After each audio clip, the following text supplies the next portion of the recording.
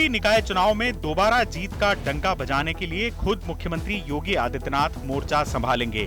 UP नगर निगमों और बड़ी नगर पालिकाओं में सीएम योगी के दौरे होंगे, जिसमें योगी की करीब 20 से ज्यादा जनसभाएं होंगी। 18 अप्रैल के बाद मुख्यमंत्री योगी का प्रचार अभियान शुरू होगा। पार्टी ने इस बारे में तैयारियां भी शुरू कर दी हैं।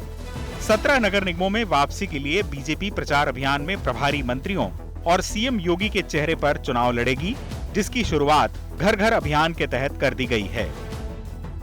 हम इस बार प्रचंड बहुमत से सभी नगरपालिका और नगरपालिका परिषद में और स्थानीय निकाय के मेयर के चुनाव में जीत दर्ज करेंगे। देखिए, हम सर्व समाज को साथ लेकर के चलते हैं।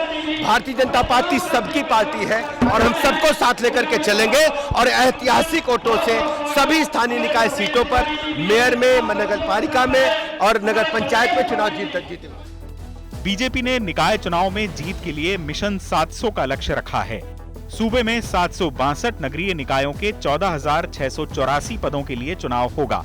राजधानी लखनऊ में महापौर समेत 110 वार्ड्स में 100 वार्ड्स और जिले की 10 नगर पंचायत की सभी सीटों पर बीजेपी का जीत का प्लान है, जिसकी जिम्मेदारी डॉक्टर दिनेश शर्मा को दी गई है। वहीं दोनों डेप्यूटी सीएम पर भी 25-25 जिलों का प्रभार है, जो निकाय चुनाव में प्रचार अभियान से लेकर उम्मीदवारों के चयन में भी भाग लेंगे। यूपी में निकाय चुनाव 4 और 11 मई को होंगे और 13 मई को मतगणना होगी। 2017 में बीजेपी ने नगर निगम चुनाव में बेहतर प्रदर्शन किया था। नगर निगम की 16 में से 14 सीटों पर बीजेपी के मेयर चुने गए थे, जबकि 2 सीटों पर बीएसपी के मेयर बने थे। हालांकि नगर पालिका और नगर पंचायत में जरूर पार्टी को झटका लगा था।